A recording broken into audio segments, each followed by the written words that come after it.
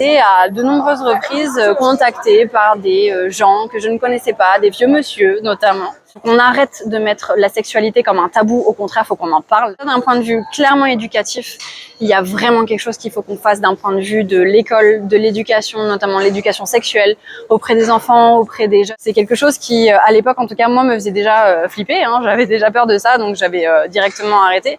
Il y a forcément des dérives à tout et qu'il y a de vrais harceleurs, de vrais agresseurs, de vrais pédophiles, pédopornographies qui existent dans les réseaux sociaux et c'est quelque chose.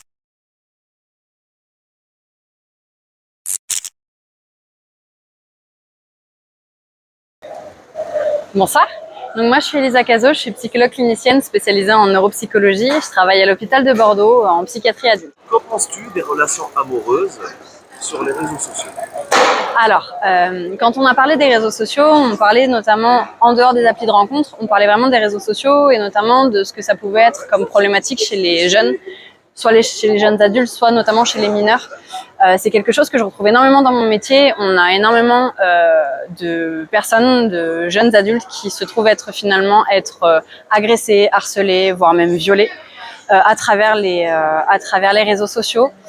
Beaucoup de jeunes finalement à travers les jeux, à travers Facebook, Instagram, etc. qui sont en recherche de visibilité, en recherche d'amis, en recherche de liens sociaux, finalement se retrouvent à venir nous voir au CMP, à l'hôpital, etc.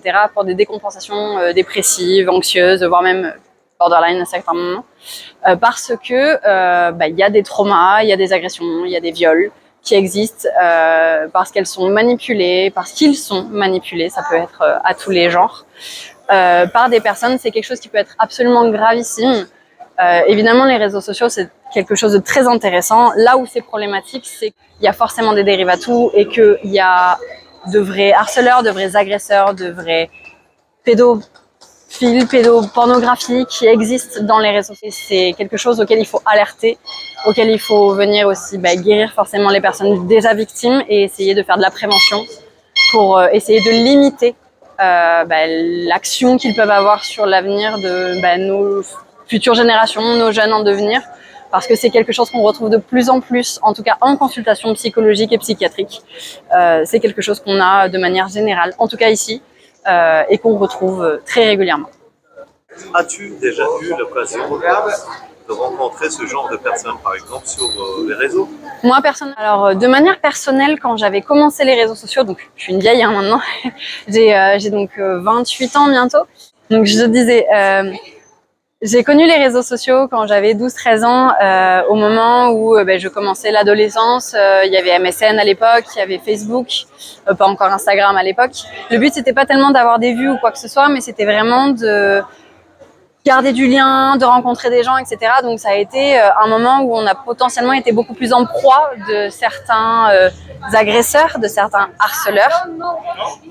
Et j'ai personnellement, à de nombreuses reprises, contactée par des gens que je ne connaissais pas, des vieux monsieur notamment, qui m'ont cherché à avoir des services ou qui voulaient des photos, qui voulaient que je fasse des shootings ou qui me demandaient de venir les rencontrer, qu'ils me trouvaient jolie, que cette photo était belle, etc. C'est quelque chose qui, à l'époque en tout cas, moi me faisait déjà flipper, hein. J'avais déjà peur de ça, donc j'avais directement arrêté. C'est vrai qu'avec tout ce que les réseaux sociaux entraînent aujourd'hui, on se retrouve avec ce besoin de visibilité, notamment je pense à Insta, TikTok, etc., où on a besoin que ça aille beaucoup plus loin pour être connu, etc.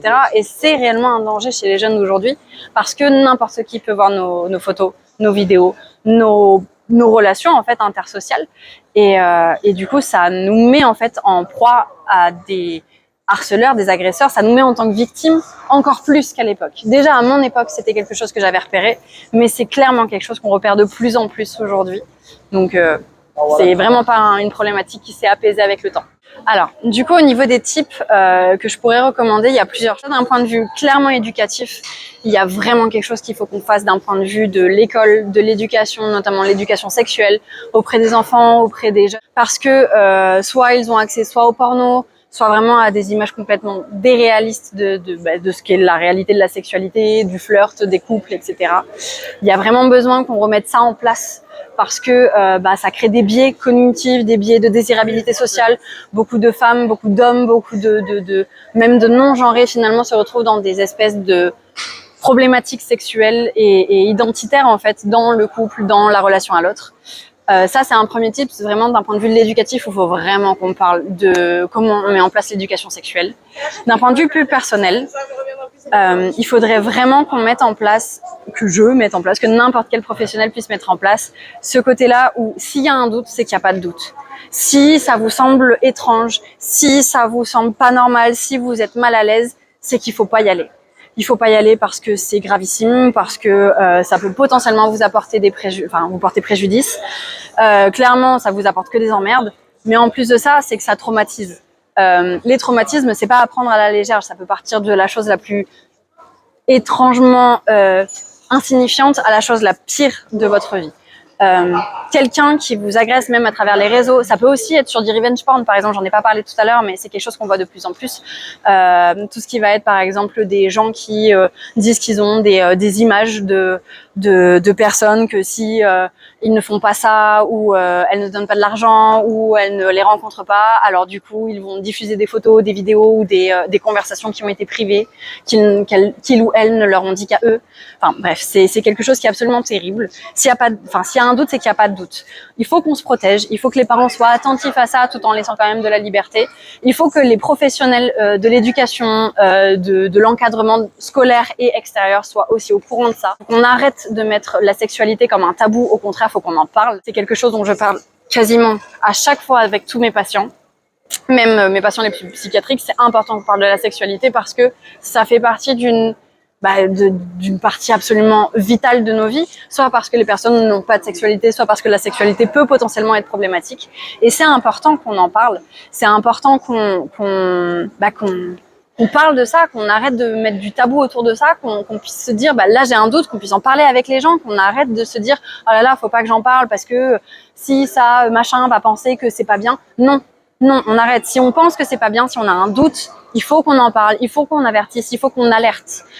Il y a des agresseurs, il y a des gens mal intentionnés sur les réseaux et ça, malheureusement, de plus en plus. Et c'est important. Aujourd'hui, comme n'importe où et comme à n'importe quelle heure, c'est important qu'on essaye de cibler ça. Qu'il y ait des actions associatives aussi, que je sais qu'il existe des actions notamment de lutte contre le cyberharcèlement, contre la cybersexualité d'une certaine manière, qui essayent justement de démanteler les réseaux de potentiels pédophiles, pédopornographes, qui essayent de démanteler justement ces réseaux de pédosexualité dans tous les sens. Aucun mineur n'est responsable, tous les mineurs sont victimes et c'est important qu'on le mette en place, ça. Ça, c'est vraiment un tips plus perso. Après, c'est vraiment d'un point de vue plus gouvernemental, mais là, on s'étale sur quelque chose où j'ai pas la main mise pour le coup.